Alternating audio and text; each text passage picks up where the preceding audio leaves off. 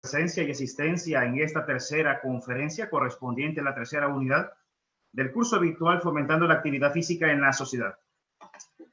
En la unidad de este día abordaremos la siguiente temática. ¿Sí?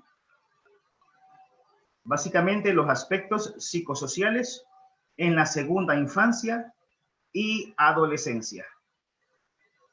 Vamos a abordar también elementos de la caracterización de esta etapa, de estas etapas correspondientes, a tratar elementos de las consideraciones sobre el comportamiento sedentario y las horas de sueño para estas edades, beneficios de la actividad física y las respectivas recomendaciones de actividades, tipos y dosificaciones que los profesionales de la salud que intervengan con estas poblaciones deben tomar en cuenta para poder realizar un trabajo pertinente con los mismos.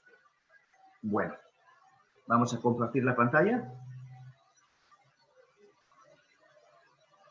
De antemano les quiero solicitar, por favor, que mantengamos los micrófonos apagados y ante la necesidad o el deseo de hacer alguna pregunta, cuando sea el momento de las preguntas, pueden ustedes pedir la palabra a través del chat para poderles ir dando el espacio de acuerdo al orden que se vaya generando.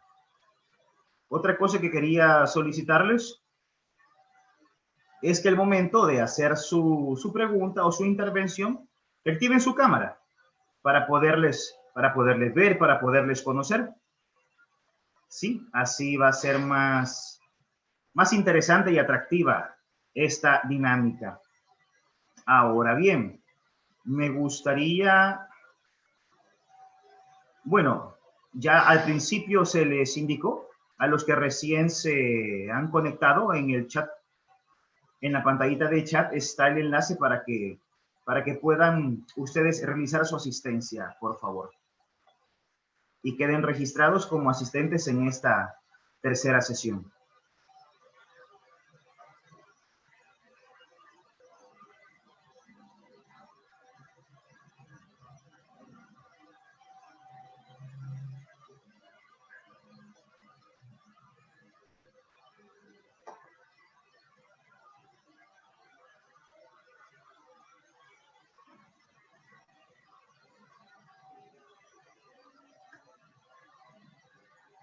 Para la unidad 3, correspondiente al curso virtual, los aspectos psicosociales en la segunda infancia y adolescencia,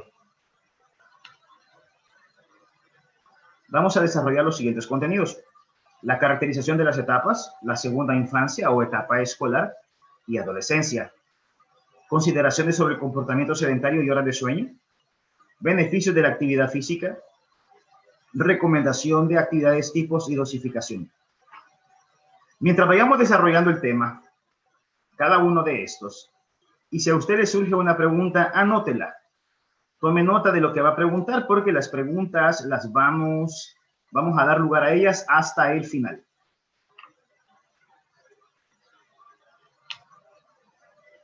Los objetivos para esta conferencia.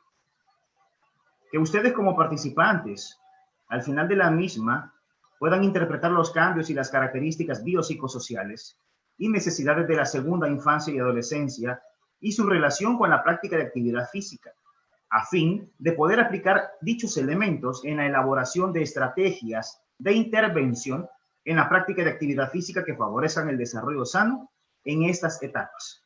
Este como objetivo general. Ahora, como objetivos específicos, tenemos 3. Que puedan interpretar los aportes de las ciencias aplicadas a la educación física, deporte y recreación en la práctica de actividad física en la segunda infancia y adolescencia. Identificar las necesidades de dosificación de práctica de actividad física en la segunda infancia y adolescencia. Y aplicar metodológicamente las diferentes dosificaciones o prescripciones de actividad física en la segunda infancia y adolescencia. Cuando hablamos de la segunda infancia, que es la etapa comprendida de los 6-7 años hasta los 12, estamos hablando de un periodo de transición, como lo llama la pedagogía. Esta puerta de entrada al mundo que se abre para el niño y para la niña, ¿sí? Donde todos ellos han hecho ese proceso de cambio, llegando a una realidad diferente que los vuelve, que los convierte, que los hace mucho más activos en relación con el mundo circundante. Y por lo tanto, empiezan ellos a ser los protagonistas de su propio destino. Los niños, o dentro de la caracterización de la segunda infancia, se revela la necesidad de poder forjar relaciones afectivas estables, tanto con el círculo familiar como con todas las personas que lo rodean, además de necesitar protección y seguridad. En esta etapa se establecen límites que, si no son claros cuando el niño llegue a la adolescencia, se verán reflejados en su comportamiento. Y parte de establecer esos límites es el poder cubrir esa necesidad de protección y seguridad. Seguridad y protección emocional, de conocimiento, de formación para la vida, entre muchas cosas más. A partir de esta etapa, a partir de estos años de edad, en el niño se producen cambios importantes en su inteligencia. Es una etapa que se caracteriza por una disminución del egocentrismo infantil, producto que el pensamiento del niño empieza a verse mermada esa característica egocéntrica, sustituyéndose poco a poco por un sentido crítico y que va en constante aumento, lo que por lo general los vuelve a los niños menos intuitivos y más lógicos con respecto a su pensamiento. A nivel psicológico sucede algo parecido, por lo que esta etapa de crecimiento es usualmente llamada periodo de madurez infantil. Este periodo de madurez infantil se caracteriza por un continuo desarrollo y perfeccionamiento de todos los movimientos, que en esta etapa, en esta edad, se evidencia más fuerte y por lo tanto les permite poder trabajar con una mayor y con una mejor habilidad. Dentro de algunas generalidades del desarrollo físico, tenemos el crecimiento más lento, el aumento y el mejoramiento de las habilidades motrices básicas, así como también van mejorando todas las capacidades físicas condicionantes. En esta etapa es bastante común las enfermedades respiratorias, producto de estos cambios que caracterizan a la edad. Pero generalmente la salud en los niños o en esta etapa es mucho más fuerte que en cualquier otro momento del ciclo de la vida. Durante estos años, los niños y las niñas consiguen una cierta armonía y una proporcionalidad en el aspecto físico, que se mantiene a pesar de las modificaciones de crecimiento desde los 6-7 años hasta los 11 o 12 años de edad aproximadamente. De igual forma, tenemos que retomar un elemento importantísimo que abordamos en la conferencia anterior y es correspondiente a los principios del desarrollo y del crecimiento, ¿sí? El principio que ahora se ve mucho más reflejado es el principio de lo simple a lo complejo. Pero este principio de lo simple a lo complejo no puede irse desarrollando sin antes cumplirse dos leyes básicas e importantes del desarrollo humano. Y esa es la ley o principio cefalocaudal y próximo-distal, que para que lo tomen en cuenta, lo recuerden al momento de intervenir con las edades, con esta o con cualquier otra, en el desarrollo de la vida empieza a verse un mayor dominio y control desde la parte superior, cabeza, hasta la parte inferior, que son los pies. El niño tiene primero control de su cabeza para poder llegar a tener control de los pies.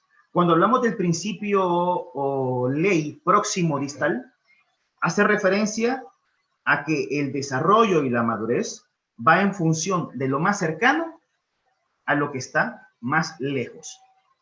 En otras palabras, las habilidades que primero empiezan a mejorarse o a tener control por parte del niño y de la niña son las habilidades motrices gruesas, para gradualmente, con el tiempo, llegar a tener control de esas habilidades motrices finas, que le van a permitir poder realizar diferentes actividades con dominio y destreza para poder cumplir objetivos establecidos. Este principio de lo simple a lo complejo es obvio y profundo a la vez. En este principio, el poder adquirir prácticamente todas las destrezas físicas o de cualquier naturaleza le permite al niño un progreso cada vez más complejo, ya que la adquisición de estas destrezas va de menos a más. Por ejemplo, todos sabemos, y si no, pues hay que aprenderlo, no existe una edad exacta en que el niño o la niña vaya a manifestar el desarrollo o el logro. Bueno, me corrijo, el desarrollo se manifiesta durante todo el proceso de la vida, sino que no existe una edad exacta para que el niño o la niña pueda demostrar o evidenciar el logro de uno de los objetivos que cada una de las etapas tiene en sí. Por ejemplo, no hay una edad exacta para que el niño se siente, se pare, hable. Cada niño y cada niña tienen un progreso paulatino, ¿sí?, en el cual se integran todos los movimientos, donde ellos se vuelven capaces de poder realizar cualquier tipo de actividad, desde las más elementales o básicas hasta las actividades que demandan o que exigen una mayor complejidad. Dentro de los aspectos del desarrollo físico también tenemos elementos del crecimiento y del sueño. El crecimiento es más lento, pero es estable en esta etapa de la segunda infancia. Hay una edad aproximada a los 9 años en los niños y a los 11, a los 9 años en las niñas y a los 11 años en los niños, en que se da ese fenómeno que popularmente conocemos como el estirón. Es ese periodo de crecimiento longitudinal más acelerado de los niños y de las niñas. La longitud de los huesos aumenta y por lo general existe un sufrimiento por el dolor en los mismos huesos, en el cuerpo, durante la noche. Los niños en esta etapa, en esta edad, deben tener o tienen un sueño aproximado de 10 horas. Deben dormir un aproximado de 10 horas ininterrumpidas. Los adolescentes, por el contrario, con 9 horas se sienten bien. Con respecto a la estatura y el peso, entre los 6, 7 y 12 años, los niños crecen entre 5 y 7 centímetros aproximadamente. Esto muchas veces se puede ver influenciado por diferentes elementos externos e internos, desde la ubicación geográfica en la que viven, la característica de la familia, sus actividades, qué hacen, qué no hacen, la alimentación, entre muchos otros, el aporte genético. Las niñas, por lo particular, tienden a conservar un poco más de tejido adiposo que los niños. Esta es una característica básica de las niñas. Y el crecimiento en ellas suele ser un poco más rápido que el de los niños. Todos han escuchado, o todos sabemos, que en el caso de las niñas, ellas presentan una evolución un poco más acelerada, una maduración más pronta, más repentina, más adelantada, con relación o en comparación de los niños. Y la pregunta es, ¿por qué? La respuesta es simple, porque esa es la información que está registrada en su código genético. No hay otra respuesta. Hasta el momento. En esta etapa, los niños de la edad escolar con mucha frecuencia tienen habilidades motrices fuertes y fluidas en función de cómo haya sido la estimulación que han recibido en las etapas previas. Sin embargo, la capacidad de la coordinación y en especial la óculo-manual o la de ojo-mano, su resistencia, las capacidades coordinativas como el equilibrio y las físicas como la resistencia, la velocidad y la fuerza tienden a variar. Las destrezas motrices finas también varían ampliamente, ya que corresponden a la motricidad fina, que van a ser un resultado de la estimulación previa que hayan recibido en la etapa anterior. Estas destrezas pueden afectar la capacidad del niño para poder escribir en forma pulcra, vestirse de forma adecuada y realizar ciertas tareas domésticas como tender la cama o lavar los platos o algunas prendas pequeñas. Así que algo a tener muy en cuenta es que la estimulación en las edades tempranas no puede ser algo que se deba dejar para más tarde, porque el más tarde no existe. Y si no estimulamos en una etapa importante, como son las etapas previas a la que estamos abordando, el retraso en el desarrollo y la madurez que vamos a ocasionar va a ser irreversible. Características generales del juego en la edad escolar. Una edad indispensable para que el niño continúe con todo su crecimiento y su desarrollo. El juego, como medio y como método, posibilita el aprendizaje en todo sentido, ya que pone a los niños en contacto no solo con otros niños, sino que también los introduce al mundo de las reglas y les enseña a aceptar los triunfos y las derrotas, básico y fundamental para formar el carácter, desarrollar una autoestima positiva y por consiguiente inteligencia emocional. Dentro de algunos objetivos fundamentales que el juego tiene en los niños es la socialización del niño. El niño puede desarrollar muchas habilidades y competencias en casa, en ese núcleo familiar. Pero dentro de todas esas habilidades o competencias que desarrolla el niño y que muchas veces lo puede poner adelante de la etapa en la que se encuentra, la habilidad socializadora es fundamental para que ese niño pueda desarrollar muchas habilidades y competencias, no solo individuales, sino de comportamiento dentro del grupo en el cual se desenvuelve o en el cual se va a desenvolver. El rol del mismo, del juego, es poder brindar oportunidades de aprendizaje y el aprendizaje para poder respetar normas. También el poder ir ganando confianza o autoconfianza en sus habilidades para poder hacer una diversidad de cosas. Así también el juego brinda modos socialmente aceptables de competir y poder descargar o botar toda esa energía acumulada o reprimida que caracteriza a esta etapa de la vida. Otros elementos del juego en los niños es que en la etapa escolar, es que durante los recreos o las sesiones libres de pausa son por lo general informales y siempre están organizados de manera espontánea. Los juegos de los niños son más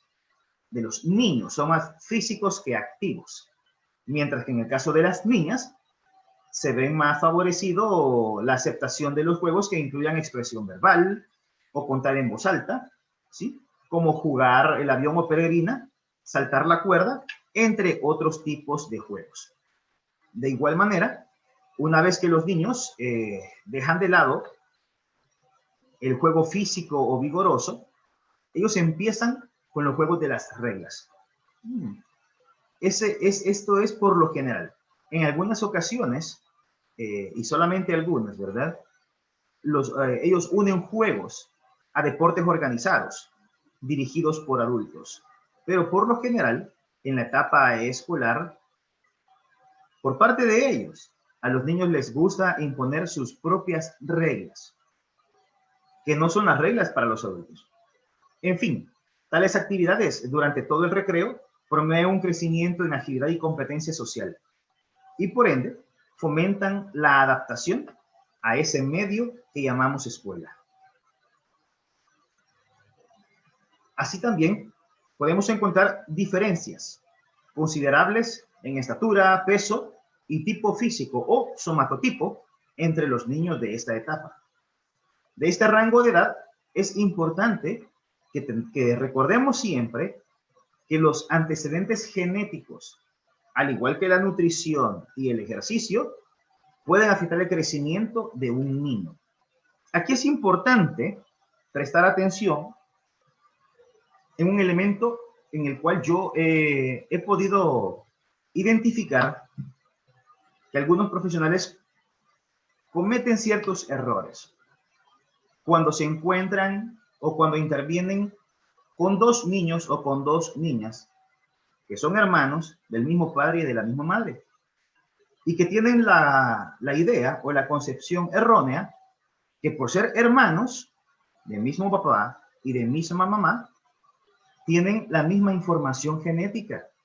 Nos encontramos hermanos en el cual uno es más alto, otro es más bajo, una niña es cabello más claro, la otra niña tiene el cabello rizado. En la evolución de esa etapa, entrando a la adolescencia, un niño puede llegar a adquirir, de acuerdo a los estímulos, un aspecto y una apariencia atlética. Otro, aunque reciba los mismos estímulos, no consigue ganar o adquirir esa apariencia atlética.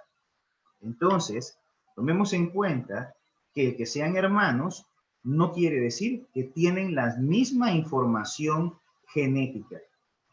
Recordemos que cada célula genética tiene información muy distinta a todas las demás células genéticas.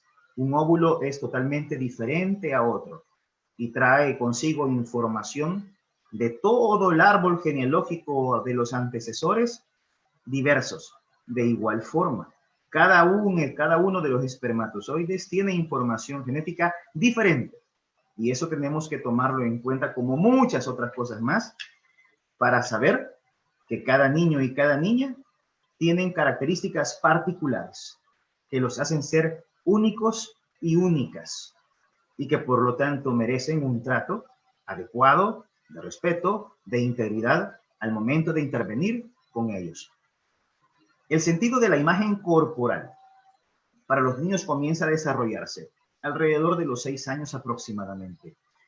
Los hábitos sedentarios en niños en edad escolar están ligados a un riesgo de presentar obesidad y enfermedad del corazón en los adultos. Y lo vemos evidenciado cada vez más en nuestras sociedades con los incrementos en las estadísticas de sobrepeso y obesidad infantil. ¿Producto de qué? Producto de los malos hábitos que se aprenden, que ellos aprenden lastimosamente. ¿Y dónde? En sus hogares. ¿Por parte de quiénes? Por parte de sus padres, por parte de los cuidadores que están a cargo de estas edades, de estas personitas. Entrando en materia específica, la caracterización de la segunda infancia, según Jean Piaget, el pensamiento operacional, que es el característico de esta etapa, entre los 6 y los 11, 12 años, los cambios que suelen ocurrir en esta etapa, en esta edad, están dados de la siguiente forma. En conjunto, esos cambios aumentan la velocidad y la eficiencia de los procesos cerebrales. Quiere decir que todos esos procesos de crecimiento y maduración que abordamos en la conferencia anterior se ven más acelerados. El crecimiento acelerado del pensamiento asociativo y las relaciones espaciales. Es importante. No me refiero a Haití cuando digo los espaciales, sino que ya vamos a ver a qué nos referimos con relaciones espaciales. Es una edad en la que disminuye el egocentrismo y los mismos comienzan a pensar de una manera más lógica y concreta. Hay un mayor incremento de las habilidades de la memoria y el lenguaje, y los avances cognitivos permiten a los niños y a las niñas beneficiarse de la escuela formal, con características como la categorización, el razonamiento inductivo, la conservación, la seriación, entre otros. Es importante que conozcamos las características de las etapas y de las edades para poder saber cómo intervenir adecuada y pertinentemente en cada una de estas etapas. Cuando recomendemos, apliquemos o prescribamos cualquier tipo de actividad física. Las relaciones espaciales y causalidad. En esta etapa, que se caracteriza por ser una etapa de operaciones concretas, los niños comprenden mejor las relaciones espaciales. Las relaciones espaciales quiere decir que ellos tienen una idea más clara de qué tan lejos está un lugar de otro, qué tan lejos y cuánto tiempo le tomaría o le toma llegar de su casa a la escuela, llegar de su casa a la casa de los abuelos, de la abuela, del abuelo, de los primos, de los amigos, de las amigas, etc. Y por lo tanto, les resulta mucho más sencillo recordar la ruta y los puntos de referencia que existen en el camino. Tanto la capacidad para usar mapas y modelos como de comunicar información espacial mejoran con la edad. Lo mismo que los juicios de causalidad. Y cuando hablamos de juicios de causalidad, es que en esta etapa de operaciones concretas, los niños empiezan a tener una mejor y una mayor noción, idea y conocimiento de que si existe una causa, existe un efecto. Si se da un fenómeno, es porque hubo algo que lo provocó. A eso nos referimos con relaciones de causalidad. Dentro de otros elementos del desarrollo psicosocial, abordando el juego, es un proceso importante en el niño. Aunque él lo realiza por instinto en esta etapa, ellos adquieren más conocimiento, placer y autoconfianza. Los niños de 6 años son capaces de hablar con fluidez y aumentar su vocabulario, por lo que ya pueden jugar con más niños. Por ende, de acuerdo con las finalidades que se atribuyen al juego, podemos clasificarlos en dos categorías: los juegos de funciones generales y los juegos de funciones especiales. ¿Sí? Los juegos de funciones generales los llamamos así porque son actividades en que intervienen los sentidos, los movimientos y los juegos psíquicos. Estos juegos deben caracterizarse, o al momento de ser seleccionados, deben ser juegos sensoriales, que son aquellos juegos que estimulan todos los sentidos, que se ponen en actividad, juegos para estimulación de la vista, del olfato, del gusto, del tacto, del oído. ¿Sí? Y podemos encontrar un poco más de literatura que nos permite tener contacto o experiencias con otros tipos de juegos que se caracterizan como juegos sensoriales, en el cual se puedan poner en combinación o en conjunto uno, dos o muchos de los sentidos. Los juegos motrices es otra caracterización o categoría.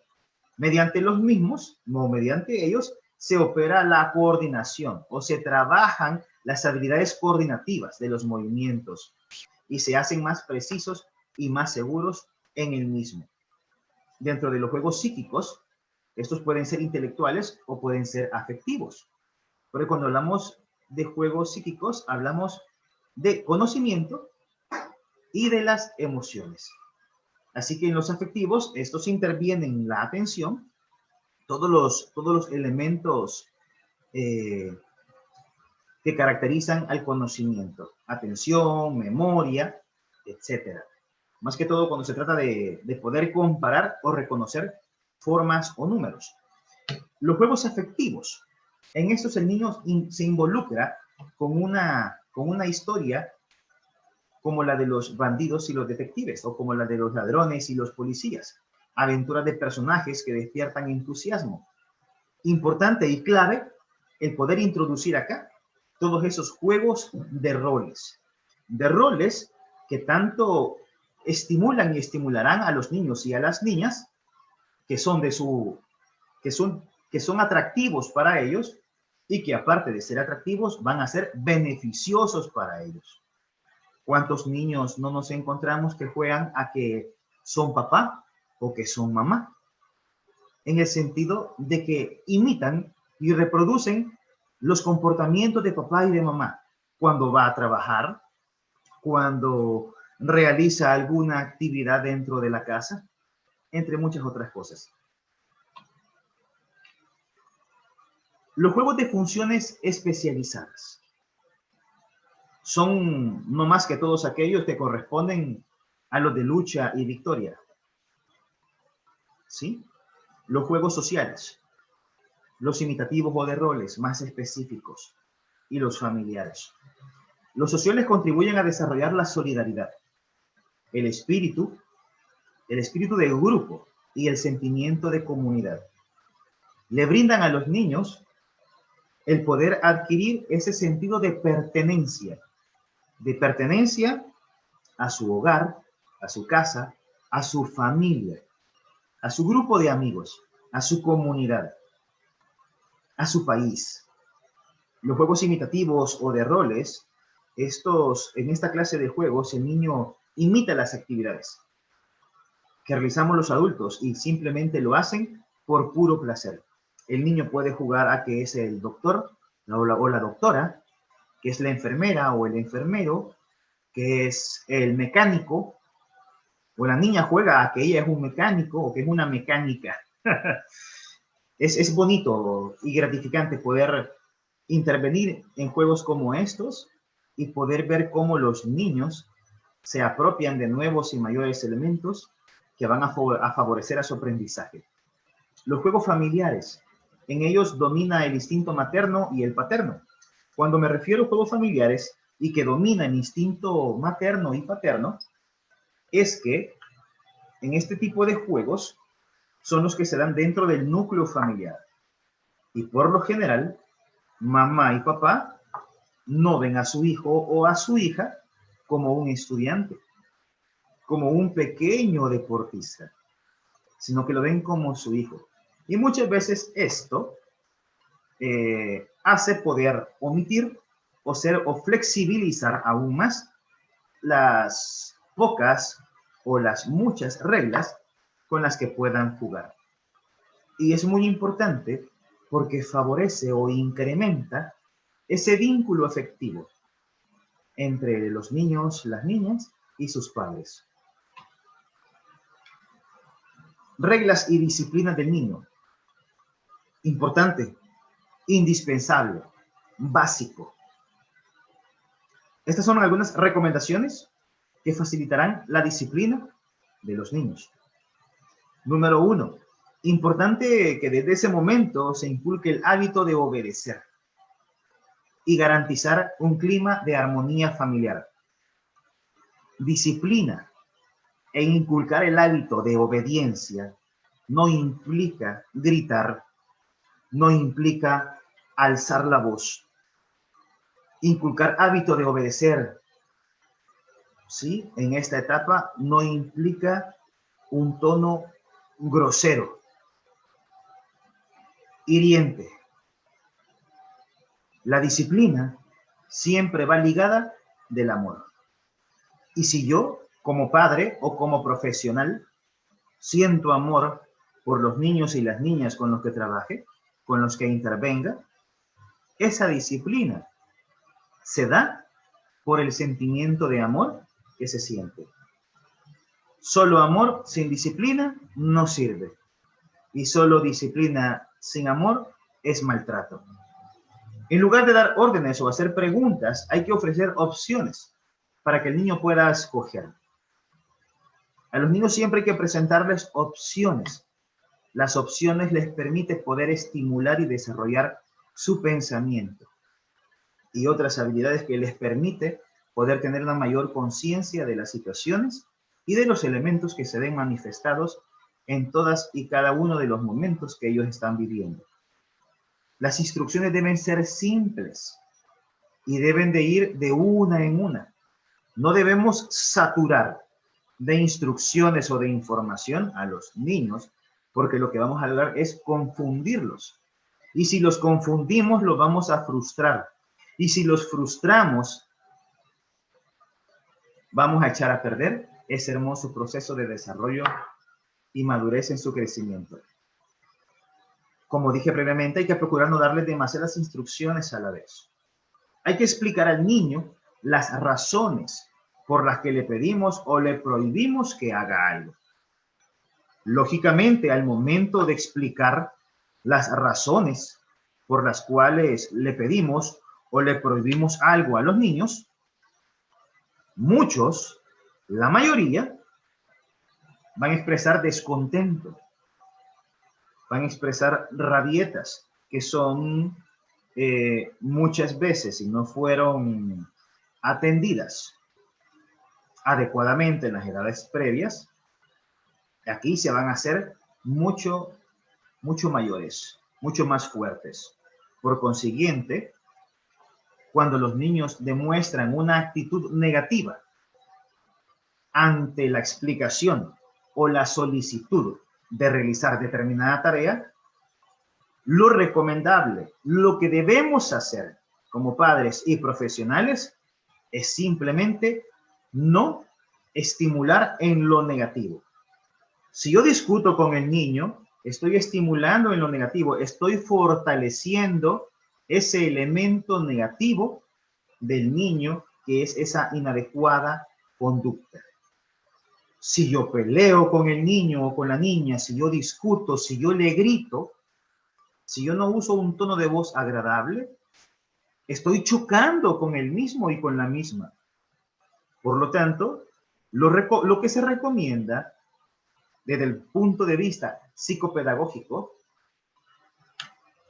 y lógicamente, si sentimos amor por ellos, es ignorar esa actitud inadecuada, esa actitud negativa, desfavorable para el niño y para la niña.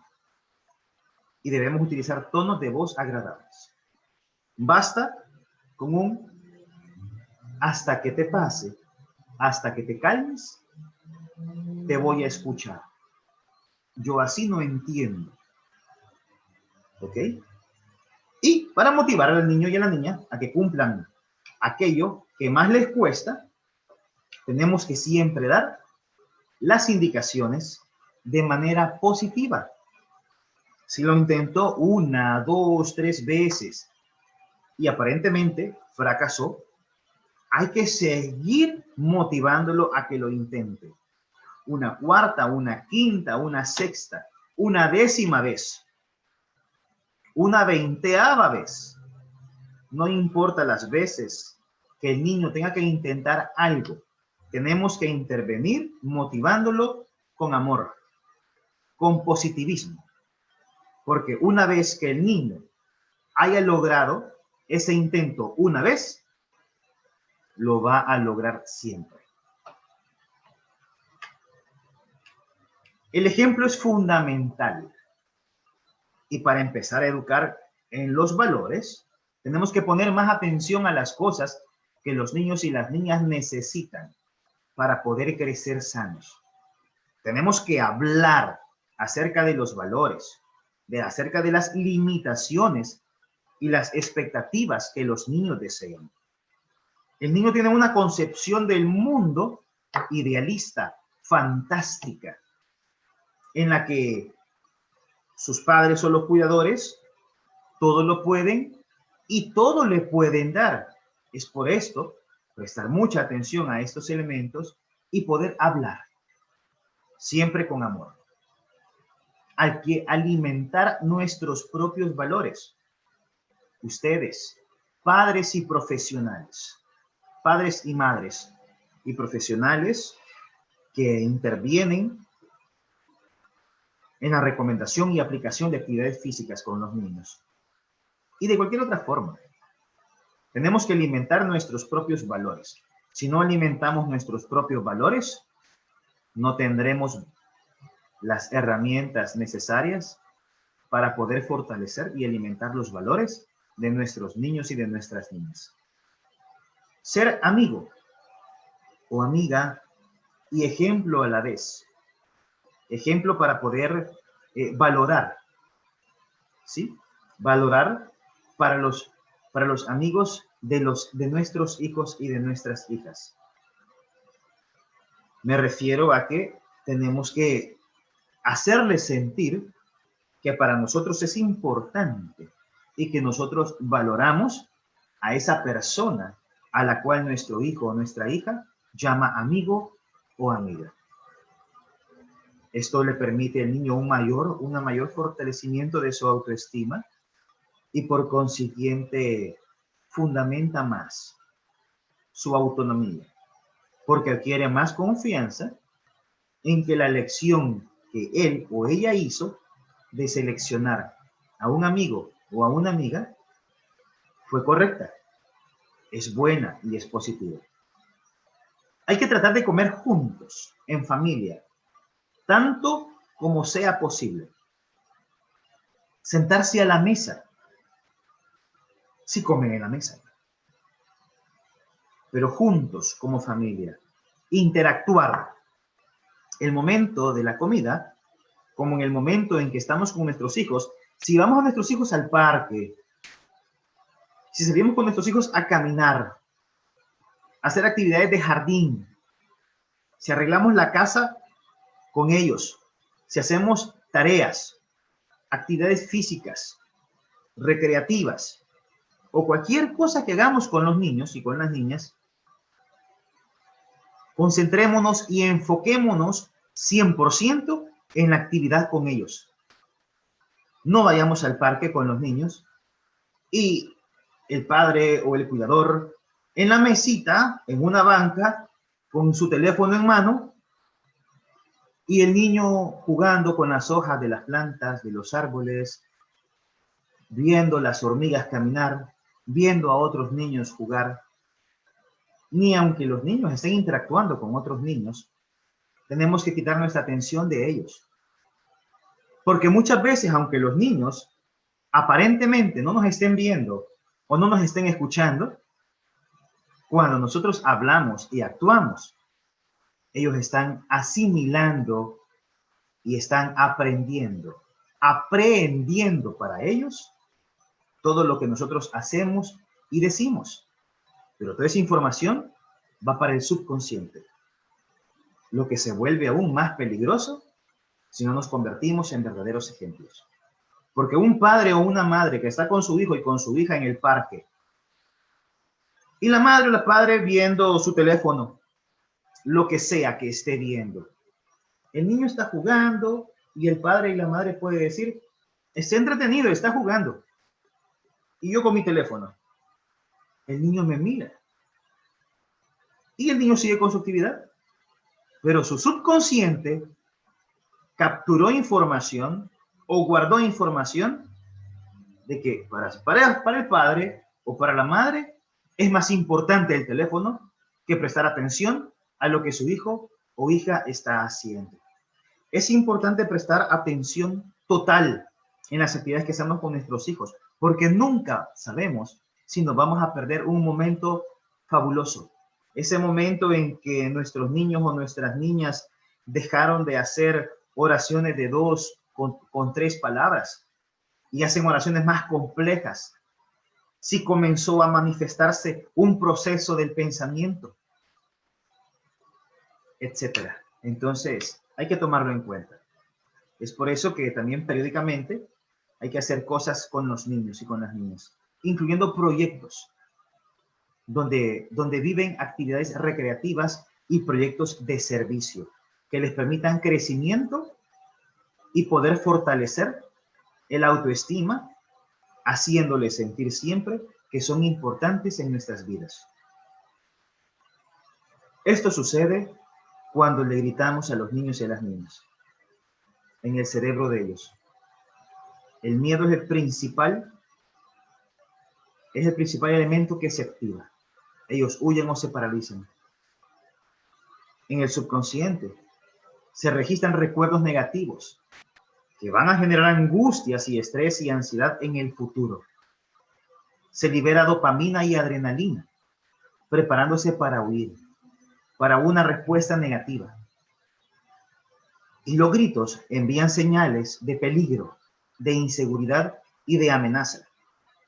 Padres, madres, profesionales, cuidadores, nos volvemos una amenaza para los niños y para las niñas cuando le gritamos. Es importante tomar conciencia sobre este aspecto. Y todo proceso de aprendizaje se ve bloqueado. Lo que queremos, lo que quieren todos, como padres, como profesionales que trabajan con estas edades, como cuidadores, es que los niños nos respeten, no que nos teman. Pero cuando gritamos, logramos que nos teman los niños. Y por el contrario, esto sucede cuando los niños juegan y son felices. ¿Sí? Estimulamos un mayor desarrollo de la imaginación y de la creatividad. Estimulamos muchas conexiones neuronales. Se mantiene, se prolonga la motivación, se desestresan. Hay un mejor control y regulación de las emociones. Hay desarrollo de habilidades sociales, afectivas y comunicativas, entre otras. Hay mayor producción de dopamina y dopamina en exceso. Ellos crean personajes fantásticos, ¿sí? La producción de la acetilcolina que promueve la atención, el aprendizaje y la memoria para todos esos procesos cognitivos. La estimulación de producción de cefalinas y endorfinas que reducen toda tensión neuronal, brindan felicidad y un perfecto estado para la creatividad de los mismos. Algunas recomendaciones que son importantes al momento de intervenir con los niños. Y esto es que los niños hay que alentarlos a participar en diversas experiencias sociales y físicas. Hay que tener mucho cuidado de no programarles demasiadas actividades en su tiempo libre. Porque la sobreactividad, como la sobreestimulación, de igual manera, puede ser un estímulo negativo. El juego libre o simplemente el tiempo de descanso son importantes para que los niños y las niñas no se sientan presionados por el rendimiento, no se sientan estresados porque se exige algo esperado y que de no lograrlo va a causar frustración y tristeza en los mismos. Esto genera el aparecimiento de una diversidad de complejos en las edades siguientes y por consiguiente se ven manifestados más fuertemente en la adultez. Hay que hacer un poco de razonamiento en ello, de tomar conciencia, de detenernos, y muchas veces nos hacemos un autoanálisis. ¿Cómo es mi comportamiento ante diversas o diferentes situaciones? ¿Qué tanta seguridad de mi persona puedo manifestar, puedo sentir, puedo expresar de forma saludable? ¿Qué actividades para mí son un poco más difíciles de desarrollar, de realizar? Actualmente, los niños y las niñas están más expuestos a toda la tecnología y los medios de comunicación, la información y estímulos que brindan los compañeros, que muchas veces no conocemos cuál es la formación y cómo es el tipo de conducta, comportamiento en la casa de ellos. Por lo que se hacen muchas cuestiones relacionadas con respecto a temas de violencia, sexualidad y drogadicción. Hay que hablar siempre con nuestros niños de estos temas. No hay que manejar temas tabús dentro de casa. Como profesionales de intervención, en este caso de la educación, es importante poder fortalecer todo ese marco curricular que muchas veces se nos queda por detrás o se nos queda abajo de cubrir las necesidades o las expectativas que las generaciones actuales de niños y niñas demandan.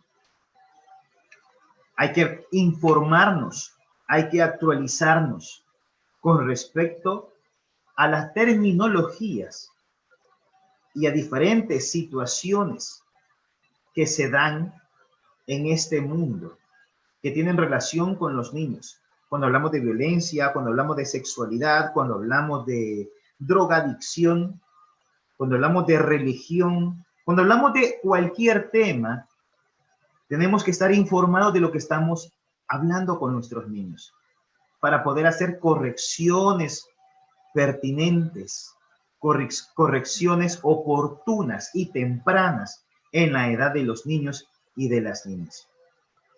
Porque todo este intercambio de experiencia con los niños, para los niños, todo este tratamiento de la diversidad de los temas, van a permitir, de ser necesario, en esta etapa y en las siguientes, poder establecer límites para poder garantizar que nuestros niños y nuestras niñas no estén expuestos a diversos asuntos, ¿sí?, que se presentan, sino hasta que ellos estén preparados para los mismos. Hay que estimular a los niños y a las niñas a participar en actividades constructivas, como los deportes, clubes, artes, música y programas de niños exploradores. El sedentarismo o ser sedentario en esta edad incrementa grandemente el riesgo de sufrir obesidad de por vida. De por vida. Sin embargo, es importante no programar demasiadas actividades para el niño. Por lo mismo que mencionábamos anteriormente. El exceso de algo produce rechazo, porque generamos un estrés que no es controlado, un estrés que no es mermado, que no es disminuido, que no es canalizado. Y por consiguiente, si nos excedemos con este tipo de actividades, es porque no estamos interviniendo con una metodología apropiada y adecuada para los niños. Los niños en la edad escolar deben participar en las tareas de la familia. Organizar la mesa para comer es importante.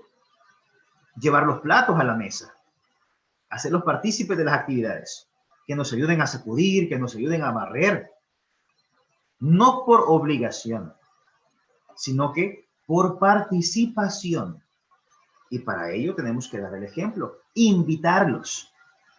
Hacerles la oferta de acompañarnos con el objetivo de compartir juntos y en familia en la realización de todas las actividades.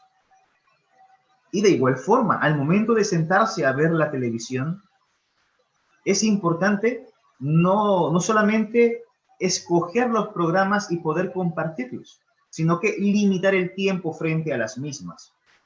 En estas edades escolares, lo que se recomienda y lo importante si queremos favorecer al desarrollo y el crecimiento de los niños y de las niñas es que se limite el uso de pantallas a 2 horas por día. Lógicamente, estas 2 horas no incluyen el tiempo de actividad académica o de tareas que los niños deban de realizar frente a la computadora o viendo algún programa o video en la televisión. Pero lo recomendable, lo sanamente recomendable, lo psicopedagógicamente recomendable es que el tiempo en pantalla, y lo repito una vez más, se limite a 2 horas al día. La adolescencia. Adolescencia, según la Organización Mundial para la Salud, es la etapa que transcurre entre los 10 y los 19 años. Esta etapa entre la niñez y la edad adulta, que cronológicamente se inicia por los cambios puberales y que se caracteriza por profundas transformaciones biológicas, psicológicas y sociales. Muchas de las mismas generadoras de crisis, conflictos y contradicciones, como lo mencionábamos previamente.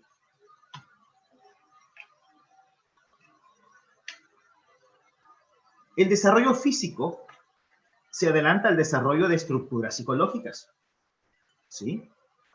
El cuerpo madura antes que la mente, convirtiéndose en expresión de las transformaciones que sufre y en vía de expresión de lo psíquico, quejas somáticas y trastornos funcionales. Biológicamente identificamos que el adolescente y la adolescente está preparado o está preparada para la reproducción. ¿Por qué? Porque física o biológicamente el proceso de maduración es más acelerado que de las estructuras psicológicas. Hay características básicas y fundamentales en los adolescentes que cuando les conviene son adultos y cuando no, aún son niños. Y cuando son niños, cuando queremos que asuman responsabilidades. Hay indicadores del desarrollo sano durante la adolescencia. Los niños, los adolescentes y que de niños desarrollaron ciertas capacidades como comprender ideas abstractas, como conceptos de matemática superior, desarrollar filosofías, morales, incluso derechos y privilegios. Establecer y mantener relaciones personales satisfactorias al aprender y compartir la intimidad, sin sentirse preocupado o inhibido. Repito la segunda. Establecer y mantener relaciones personales satisfactorias al aprender a compartir la intimidad consigo mismos, sin sentirse preocupado o inhibido. Ir hacia un sentido más maduro de sí mismos y de su propósito. Cuestionar los viejos valores sin perder su identidad. Estos son indicadores del desarrollo sano durante la adolescencia.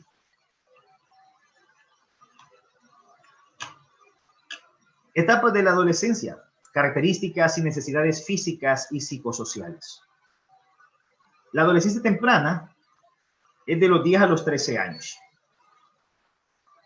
Aquí se identifica una maduración física, ¿sí?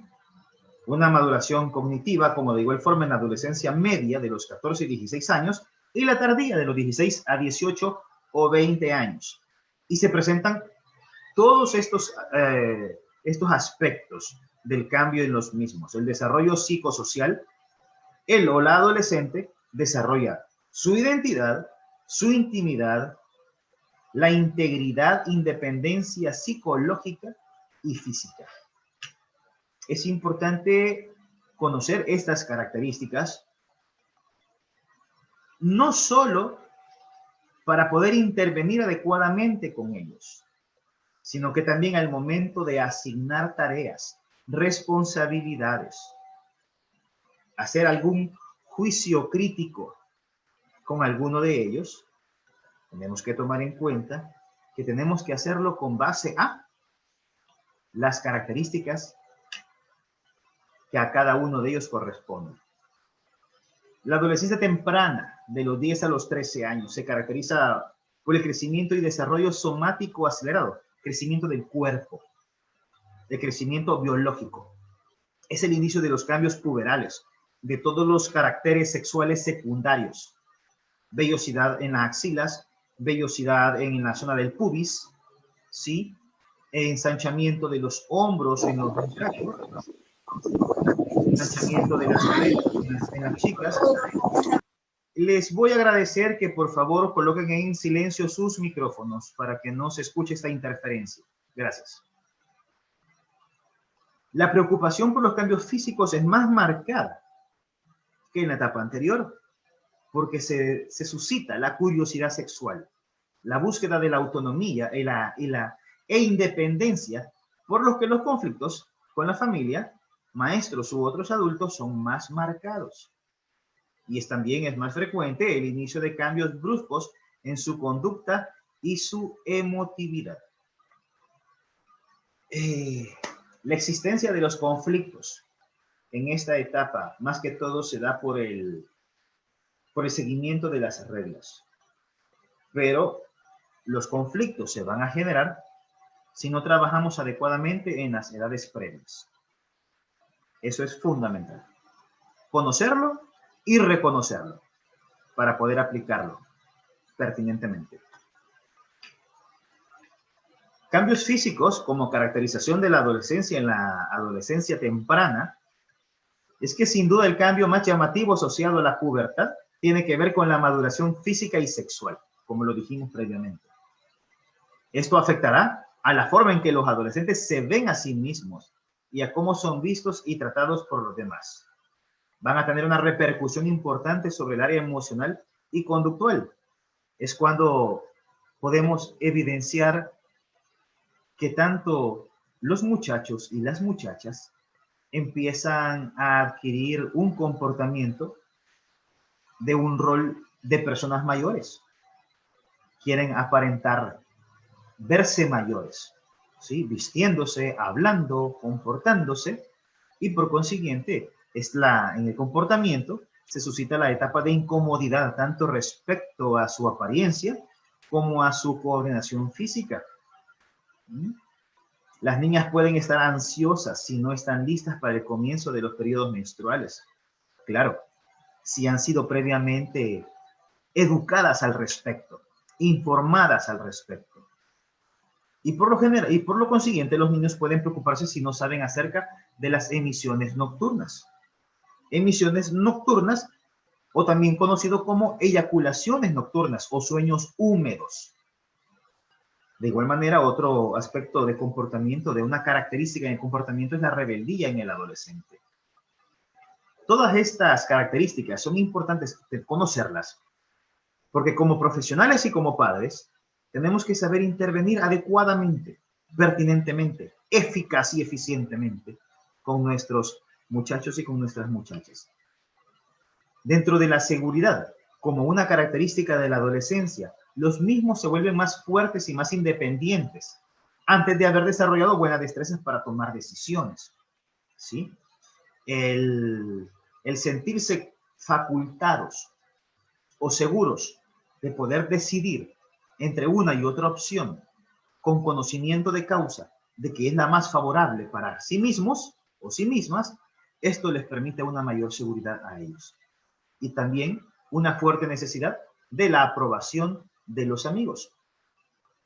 La necesidad de poder pertenecer a un círculo se ve bastante marcada. Y parte de ese sentido de pertenencia es la seguridad que ellos puedan sentir. Ese fortalecimiento de la autoestima que va a caracterizar a los y a las adolescentes al verse aceptados, al percibirse aceptados y queridos por su grupo de coetanos, por su grupo de amigos.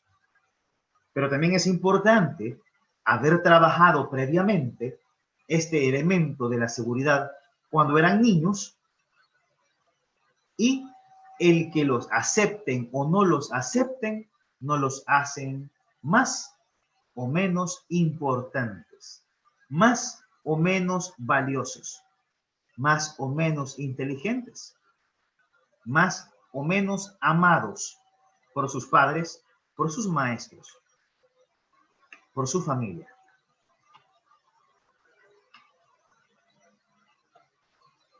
En esta adolescencia temprana, la lucha de independencia-dependencia se ve bastante marcada con los padres.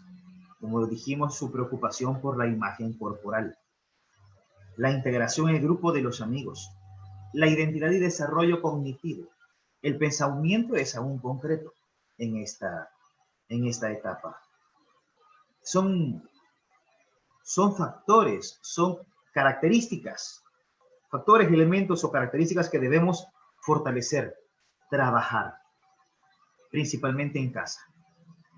Y los profesionales que intervenimos con estas etapas, pues también tenemos que conocerlas para poder hacer una labor positiva con los mismos. Dentro de las características psicosociales y las necesidades físicas de la adolescencia media, que va de los 14 a los 16 años, es que finaliza casi por completo la maduración sexual. Cuando hablamos de la maduración sexual y los cambios físicos que se ralentizan de sobremanera, es de que se ve una pausa, ya el crecimiento es más pausado, no como cuando eran niños. Pero en la maduración sexual es que ya tanto el adolescente y la adolescente están preparados biológica, fisiológica y físicamente para ser personas reproductivas o reproductoras, ¿sí? Tienen una edad favorable para la reproducción, con esa madurez. Favorable porque ya lo pueden hacer sin riesgos que puedan atentar a la integridad de su salud física. Psicológicamente y emocionalmente no están preparados. Hay una mejor aceptación del cuerpo en esta adolescencia media. Y surge la lucha de independencia, dependencia y máxima interrelación con los amigos. Se da la básica y principal característica de la manifestación de la separación del nido, de creer que están en la capacidad de vivir solos y de poder asumir, bueno, realmente no son conscientes de toda la gama de las responsabilidades y de los compromisos que deben de asumirse viviendo solos, siendo autosuficientes. Claro, las características y las situaciones que se dan en la vida de cada persona es diferente y pueden ser diferencias tan abismales que lo que caracteriza a la mayoría puede ser simplemente todo lo contrario para otras personas. Hay casos de personas que en edades muy tempranas, por las situaciones y las características en sus vidas o las situaciones que acontecieron en su momento, se vieron forzados, se ven forzados, obligadas estas personas a tener que asumir y a desempeñar roles que no les corresponden, que no les competen, y que por consiguiente les demandan y les exige por parte del mundo poder responder como que si fueran adultos, poder pensar, tener que pensar como que fueran adultos, tener que sentir como que fueran adultos, siendo aún niños, niñas, adolescentes. Cuando realmente, ¿quién ha dicho que por ser adultos, el comportamiento, el pensamiento y la gestión de las emociones es ejemplar? No, tampoco. Características y necesidades físicas y psicosociales de la adolescencia.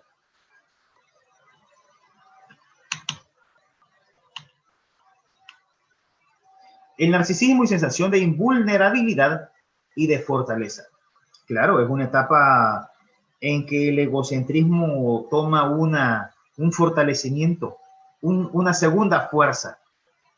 Y por consiguiente hay una sensación o un sentimiento de superioridad, de invulnerabilidad. Acá se ve muy característico en los muchachos, en que se creen supermanes. Hay mucho comportamiento de riesgo al creerse superior, que nada les puede pasar, que todo lo pueden realizar y que todo lo pueden lograr o que todo lo conocen. Se exponen a actividades que representan un riesgo mayor a su integridad, en todo sentido. Hay un incremento del contacto con el otro sexo, porque al diluirse ese círculo heterosexual en el que viven, porque por lo general, en la transición de la segunda infancia y la adolescencia temprana, se caracteriza psicosocialmente porque los grupos de coetanos son del mismo sexo.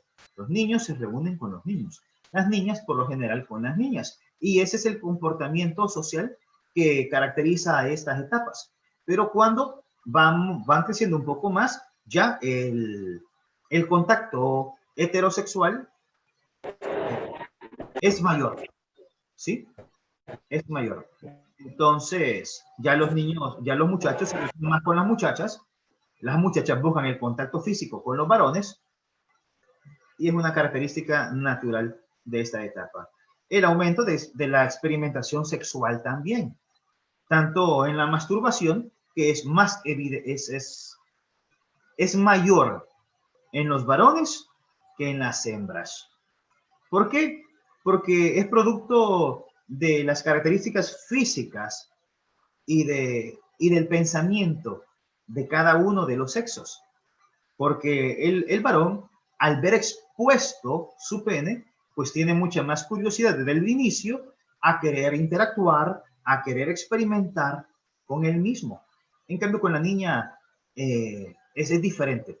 Al no tener expuesto su órgano genital, su vagina, su vulva externo, bueno, entonces no hay estimulación visual que provoque o que produzca un deseo o un incremento de la curiosidad de la experimentación sexual consigo misma. Sin embargo, la atracción por los varones sí se ve manifestada y se ve incrementada.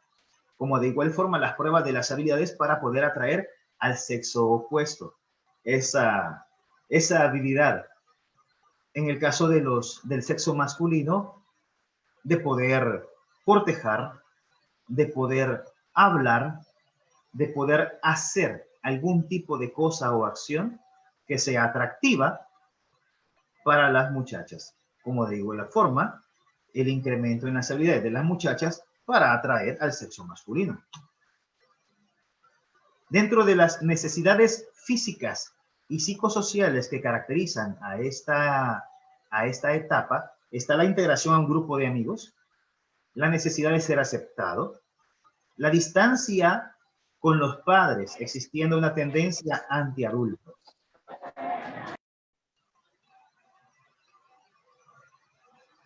Les agradeceré que por favor tengan apagados sus micrófonos para que no se escuche ese sonido de interferencia. Gracias. De igual forma, los hábitos alimenticios dependen más de la moda y los amigos que de la familia.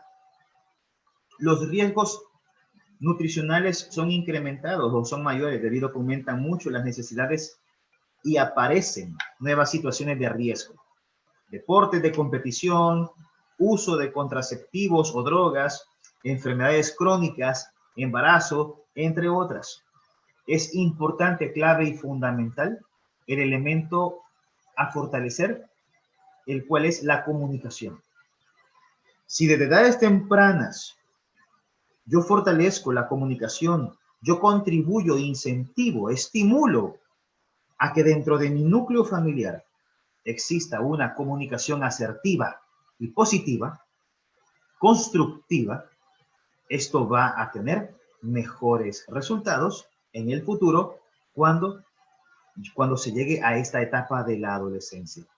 Y por consiguiente, si no se realizó antes, entonces la intervención debe ser mayor en esta etapa. Pero siempre incentivando e invitando a la conversación reflexiva. No impositiva. En la mayoría de los casos, una relación impositiva puede ser contraproducente. En la mayoría de los casos. El desarrollo cognitivo en esta etapa se ve caracterizado principalmente porque emergen pensamientos operacionales formales. Ya el poder entender conceptos abstractos es más manifiesto. Las situaciones de estrés pueden sufrir regresiones hacia el pasado concreto en esta etapa. De igual forma, la identificación con otras personas, grupos e ideologías se ve manifestada. Hay preferencias. La preferencia es un elemento clave y característico de la adolescencia. Preferencias por grupos musicales, por grupos o equipos deportivos o una figura deportiva, la moda, entre muchos otros. Las relaciones familiares y grupo de iguales es muy importante. Es muy importante poder trabajar, el poder evitar la separación de la familia. ¿Por qué? Porque comienza a hacerse más real en esta etapa, producto de la manifestación de esa rivalidad. La cercanía de los amigos es más selectiva. Ya los niños empiezan a elegir sus amigos de acuerdo a la afinidad, de acuerdo a sus preferencias. Se pasa de las actividades grupales a otras actividades en pareja. Y la conducta predominantemente es exploratoria. Quieren experimentar de todo. Quieren vivir de todas las experiencias, porque solamente se vive una vez, dicen los adolescentes. Adolescencia tardía, de los 16 a los 18, 20 años. El aspecto externo tiene ya una menor importancia para ellos, con una mayor aceptación de la imagen corporal. Hay una mayor fortaleza de su autoestima, como una característica básica de esta adolescencia tardía. Ya no les preocupa tanto cómo se ven o cómo lo ven los demás. En un desarrollo sano, relaciones familiares y grupos de iguales. Esta relación con la familia vuelve a ser importante. Son características básicas de esta adolescencia. Dentro de sus características y sus necesidades, la relación del grupo de amigos es menos intensa. Ya se enfocan más en grupos, en gustos e intereses particulares. Las relaciones íntimas son prioritarias. La novia, el novio, en el cual la pareja se vuelve el mundo, el universo y más para ellos o para ellas. La necesidad de independencia también. Nace el conflicto de quiero ser independiente. Quiero ya ayudar a mis padres. Quiero ya tener mi casa. Quiero ya tener mis cosas. Son características que son producto de los conflictos internos que se sufren en esta etapa, en esta edad, y que por consiguiente ameritan y necesitan una intervención positiva para poder fortalecerlas. Dentro del desarrollo cognitivo se manifiestan características como el pensamiento abstracto. Hay una percepción perfectamente de las implicaciones de sus actos. La conciencia, acción, efecto es mucho mayor. Y la modificación hacia la planificación del futuro. Ya ellos, en la mayoría de los casos, están seguros que pretenden lograr o cuáles son los objetivos que quieren alcanzar en su vida. Con respecto a la autoformación de la identidad personal y sexual, según Erik Erikson, esta etapa de la adolescencia se caracteriza por el conflicto de identidad contra la confusión de roles.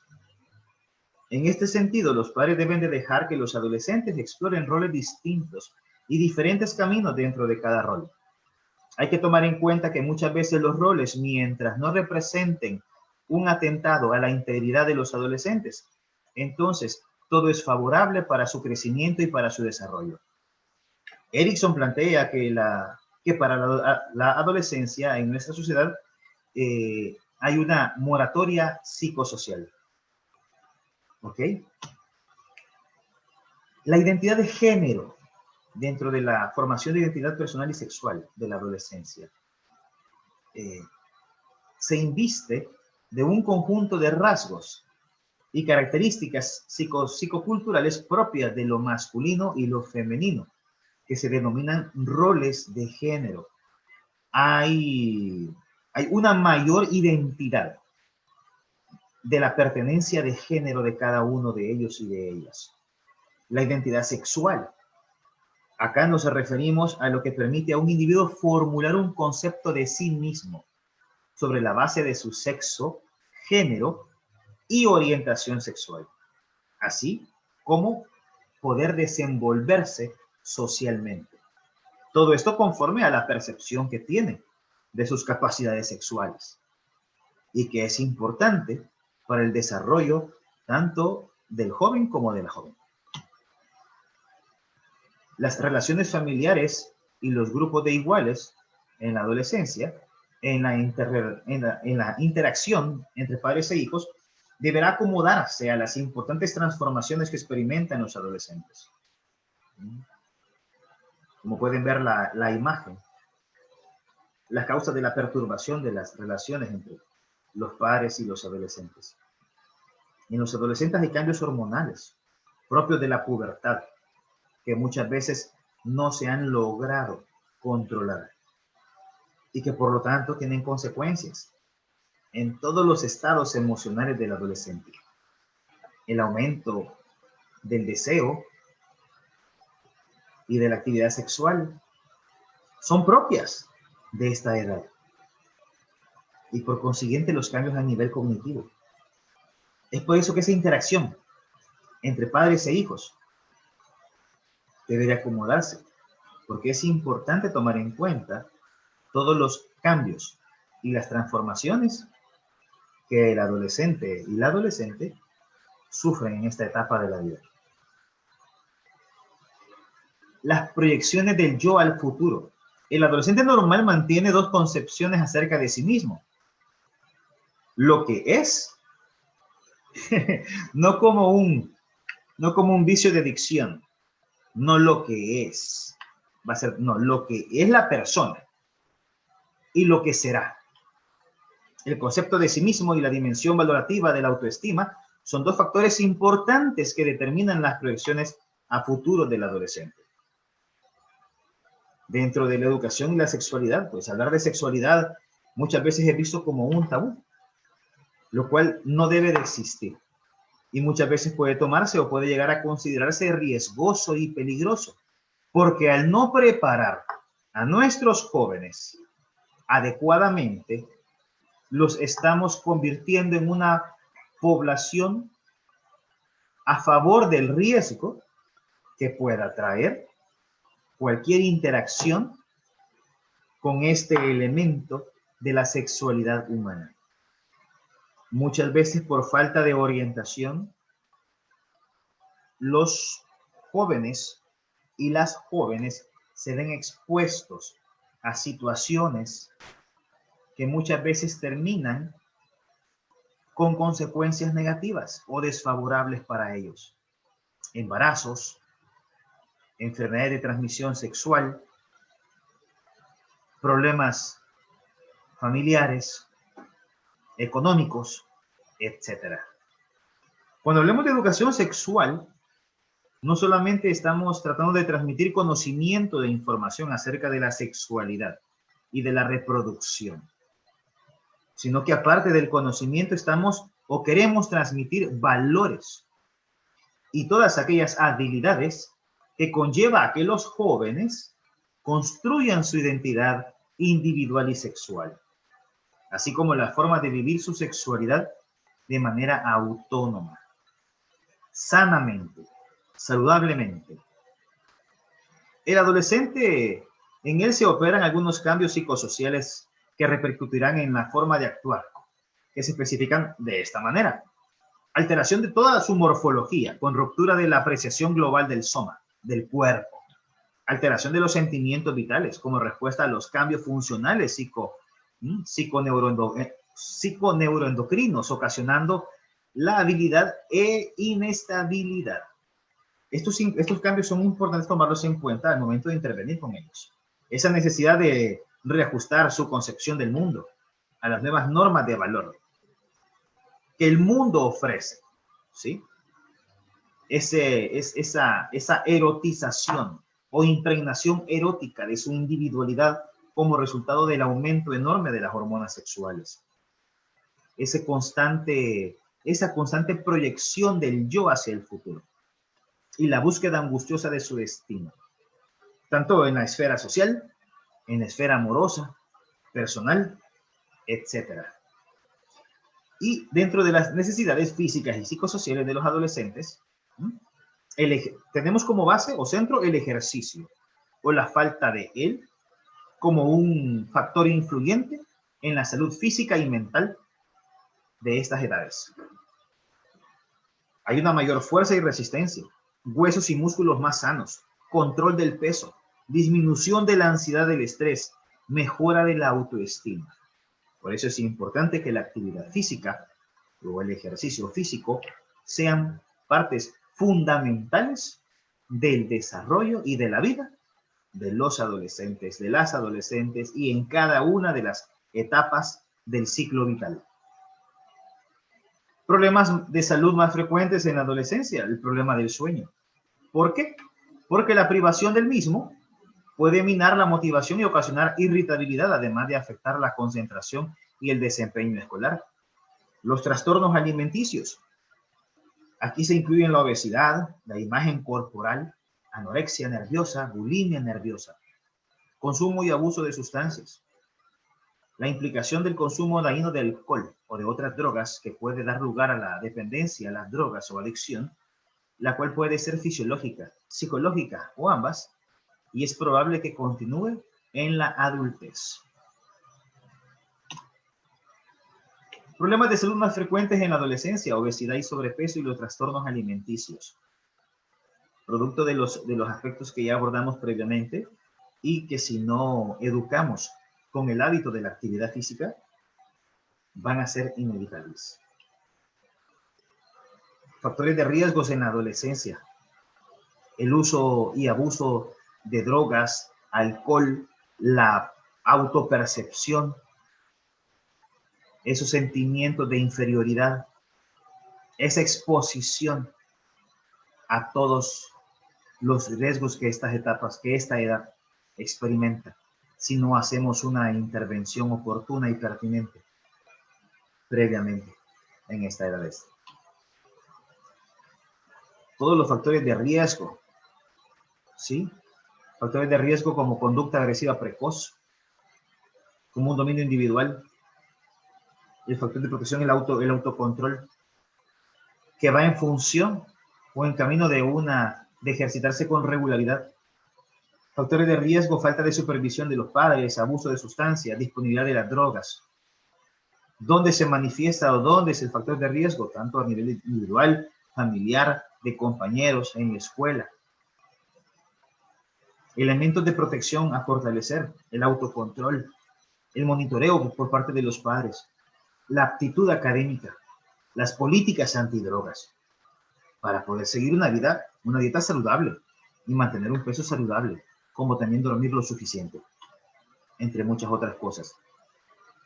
Otros factores de riesgo y de protección en la adolescencia es que finalmente se debe señalar que a partir de la pubertad, chicos y chicas empiezan a pasar cada vez más tiempo con el grupo de iguales, que pasará a ser un contexto de socialización fundamental. Pasan menos tiempo en la casa y más tiempo con los amigos.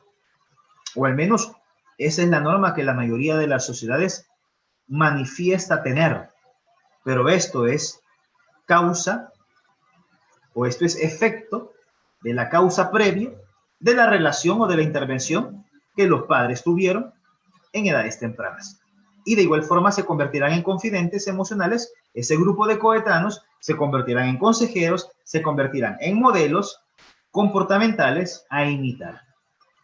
Ya me quiero parecer a mi amiga o me quiero parecer a mi amigo, que mi amigo hace esto, que mi amiga dijo lo otro, que mi amiga se viste de esta manera, que mi amigo va a este lugar, y que si nuestra intervención no es positiva, fortaleciendo todos esos valores fundamentales que van a regir el resto de la vida de nuestros hijos y de nuestras hijas, entonces ese grupo de amigos van a ser quienes guíen la vida de los muchachos y de las muchachas.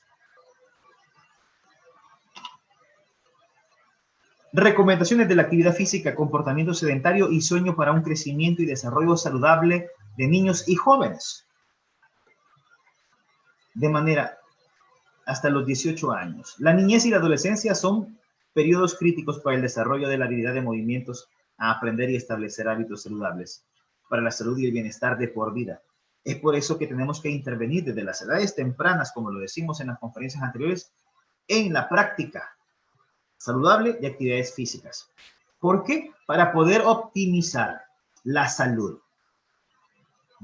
para poder lograr ese equilibrio que se recomienda de los altos niveles de actividad física y poder disminuir los niveles de comportamiento sedentario y garantizar las suficientes horas de sueño cada día. De igual forma, los niños, las niñas y los adolescentes, o la niñez y la adolescencia, deben participar en un rango de actividades físicas como juegos activos y recreación, deportes, hobbies, oficios y trabajos, mientras se mantiene una buena calidad de sueño y se limita el tiempo frente a una pantalla o tiempo prolongado sentado. Entre más activos, es mejor. Así también, los niños y los adolescentes deben lograr al menos 60 minutos de actividad física de moderada a vigorosa diariamente, que involucre principalmente actividades aeróbicas que hagan latir fuertemente su corazón más rápido, porque más es mejor en estas edades. Y estos 60 minutos de actividades físicas pueden complementarse con periodos más cortos de actividad durante el día, que al final pues sumen esos 60 minutos o más. Estos 60 minutos de actividad física deben estar compuestos por actividades aerobias. La mayor parte de los 60 minutos o más debe estar compuesta por actividad física aerobia de moderada a vigorosa y debe incluir actividad física vigorosa al menos 3 días a la semana como actividad física. Tome en cuenta que no estamos haciendo un abordaje de la metodología de trabajo de la educación física que corresponde y compete al sector escolar. Y mucho menos estamos haciendo un abordaje de la intervención en el deporte, sino de la actividad física, como lo venimos desarrollando desde la primera conferencia. Dentro de ese tiempo, o esos 60 minutos o más de actividad física, también debe de haber actividad de fuerza muscular, como parte de la actividad física para los muchachos, porque deben de incluir actividades por lo menos 3 veces por semana de fortalecimiento muscular. Esta es una tabla de ejemplo de las actividades físicas. Tipo actividad física, aeróbica, anaeróbica, moderada. Niños en edad escolar, caminar rápido, montar bicicleta, recreación activa como escalar esos juegos mecánicos de los parques, no escalar otra cosa. Nadar, jugar juegos que requieran atrapar y lanzar como el softball y el béisbol. En los adolescentes, caminar más rápido, montar bicicleta, recreación más activa como escalar y nadar también, jugar juegos que requieran atrapar y lanzar como béisbol y softball, tareas domésticas y del jardín. Actividades aeróbicas, anaeróbicas vigorosas. Correr, montar bicicleta a mayor velocidad, juegos activos, saltar cuerda en la etapa escolar, deportes como el fútbol, baloncesto, natación, artes marciales, tenis, bailar vigorosamente. De igual forma para los adolescentes en las actividades físicas de tipo anaeróbica, aeróbica, vigorosa, está el correr, saltar cuerda, deportes como las artes marciales. En el trabajo muscular, en la etapa en la edad escolar, dentro de los juegos como el juego de el tirón de lazo entre equipos o tira y encoge, ejercicios de resistencia usando el peso corporal o bandas de resistencia, esas bandas de hule de resistencia. Escalar con cuerda a un árbol o una viga alta. El escalar en juegos de parques infantiles también es muy importante. Y algunas formas de yoga. Para los adolescentes, juegos como el tirón de lazo también entre equipos está dentro de los trabajos musculares en el tipo de actividad para esta edad. Ejercicios de resistencia usando el peso corporal. Trabajo en circuitos, en estaciones. El trabajo de HIIT es muy importante. Algunos tipos de yoga, entre otras actividades. El comportamiento sedentario se caracteriza por estar sentado por periodos largos. Y esto puede contrarrestar todos los beneficios que estar físicamente activos produce. Por lo que estos periodos deben ser interrumpidos tan frecuentes como sea posible. Al final, entre más activa esté la persona, va a representar una mayor salud para la misma y una mayor garantía de poder llegar a la etapa de la adultez con una mejor condición en todo sentido. La recreación sedentaria por medio de pantalla debe limitarse de igual forma a 2 horas por día. Esto no incluye actividades educacionales como de igual forma lo dijimos previamente, y es importante motivar interacciones positivas y sociales y establecer fronteras, discutiendo con ellos los límites. Esto es crucial y fundamental. El sueño.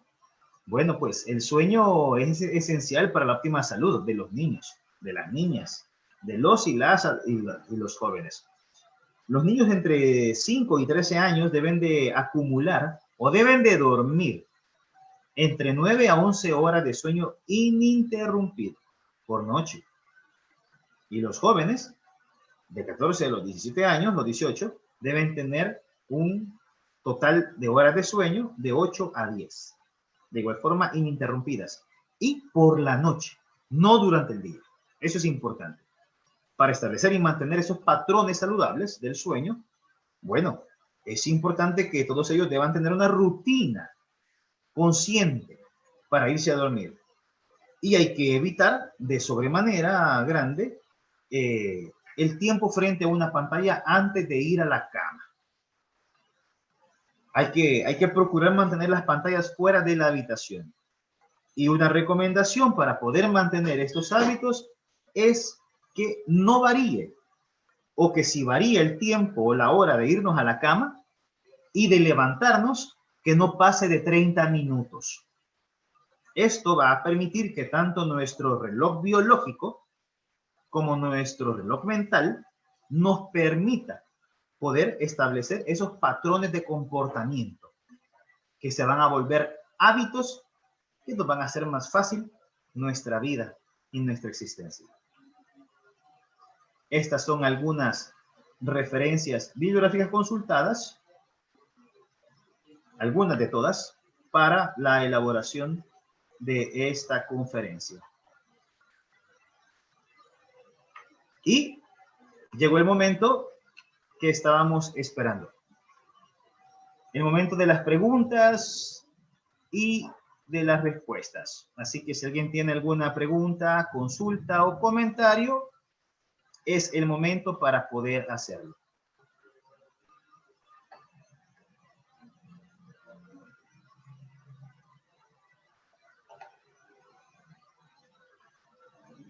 ¿No hay preguntas o comentarios? Bueno, esa fue mi participación, mi intervención en esta conferencia, cubriendo la unidad 3 de la niñez y la adolescencia. Muchísimas gracias a todos ustedes por su atención y su presencia, y los invito nuevamente para que nos reunamos en la siguiente sesión.